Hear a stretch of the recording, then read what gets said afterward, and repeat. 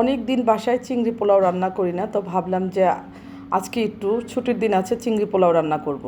তো বাচ্চাদের জন্য চিংড়ি পোলাও রান্না করলাম। আমি কিভাবে রান্না করলাম সেটাই আপনাদের সাথে একটু শেয়ার করব। এখানে চুলায় প্যান বসিয়ে দিয়ে আমি তেল দিয়ে দিলাম একটু পেঁয়াজ কুচি, দিয়ে দিলাম একটু লবণ, দিয়ে একটু নাড়াচাড়া দিয়ে দিচ্ছি এখন গরম মশলা।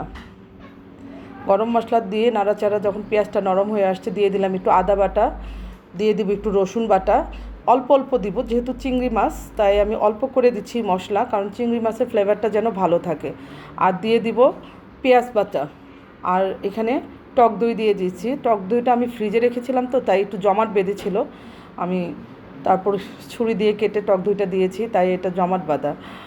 যাই হোক, একটু সামান্য মরিচের গুঁড়া দিয়ে দিব, সামান্য পরিমাণ জিরার গুঁড়া দিব, দিয়ে ভালো করে মশলাটাকে কষিয়ে নিব।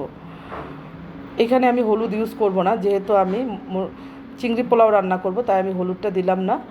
আর দিয়ে দিচ্ছি একটু কাঁচামরিচ ফালি, দিয়ে ভালো করে মশলাটাকে কষিয়ে এখন যে চিংড়ি মাছগুলো ভেজে রেখেছিলাম আগে থেকে, কেটে পরিষ্কার করে রেখে সেই চিংড়ি মাছগুলো দিয়ে দিলাম।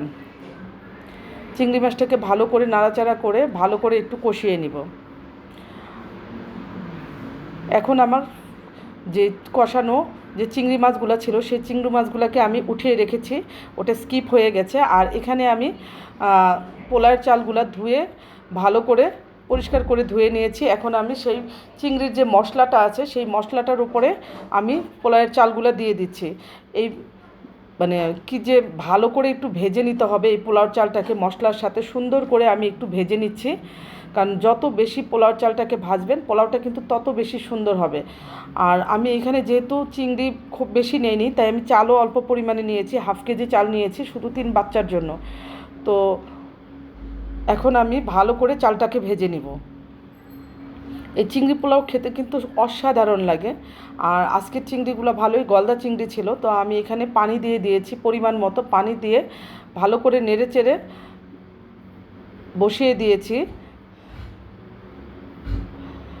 এই তো এখন একটু ঘি দিয়ে দিব, ঘি দিয়ে আবার একটু ভালো করে নেড়ে চেড়ে পোলাওটাকে আমি আবার ঢাকনা দিয়ে কিছুক্ষণের জন্য ঢেকে দমে রেখে দিব। এই তো দেখেন মোটামুটি সুন্দর হয়ে আসছে, পানিটা একটু কমে আসছে। এখন আমি নিচে তাওয়া দিয়ে কিছুক্ষণের জন্য দমে রেখে দিব পোলাওটাকে।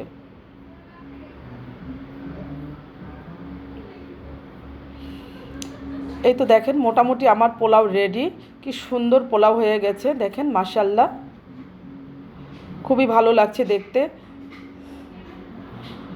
আমি একটু উল্টে আবার আরেকটা একটু আর কিছুক্ষণের জন্য আবার দমে রেখে দিব। এই চিংড়ি পোলাওটা কিন্তু খেতে অসাধারণ লাগে এবং বাচ্চারা বিশেষ করে অনেক বেশি পছন্দ করে। এই তো মোটামুটি আমার পোলাও রান্না রেডি। এই তো কমপ্লিট পোলাও রান্না, দেখেন মাশাআল্লাহ কি সুন্দর হয়েছে। আমি কিন্তু প্রায় সময় বাচ্চাদের জন্য এই পোলাওটা রান্না করে থাকি। চিংড়ি পোলাওটা খুব অল্প সময়ের মধ্যে রান্না হয়ে যায়, এটি সবচেয়ে বেশি মজার ব্যাপার। এই কারণেই খুব দ্রুত করা যায় এটা, চিংড়ি পোলাও, ইলিশ পোলাও। যাই হোক, আমার রান্না কমপ্লিট। এখন আমি একটু খেয়ে টেস্ট করে দেখব যে আসলে রান্নাটা মজার হয়েছে কি না। তো আমি এখন একটা প্লেটে অল্প একটু চিংড়ি পোলাও একটু ঢেলে নিব, জাস্ট টেস্ট করার জন্য, তাই আমি অল্প পরিমাণে নিয়েছি, খুব একটা নেইনি। তো খেয়ে দেখছিলাম যে আসলে পোলাওটা কেমন হয়েছে। মানে বিশ্বাস করবেন অসাধারণ হয়েছে খেতে। আমি এত মজা লাগবে আমি চিন্তাও করিনি, অনেক মজার হয়েছে অনেক।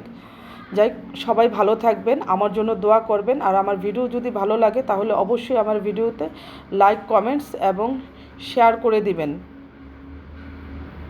আর আমার একটা ইউটিউব চ্যানেল আছে শাম্মী ইসলাম নামে, আমার ইউটিউব চ্যানেলটি একটু সাবস্ক্রাইব করে দিবেন। সেই হয়েছে, সেই অনেক মজার হয়েছে খেতে।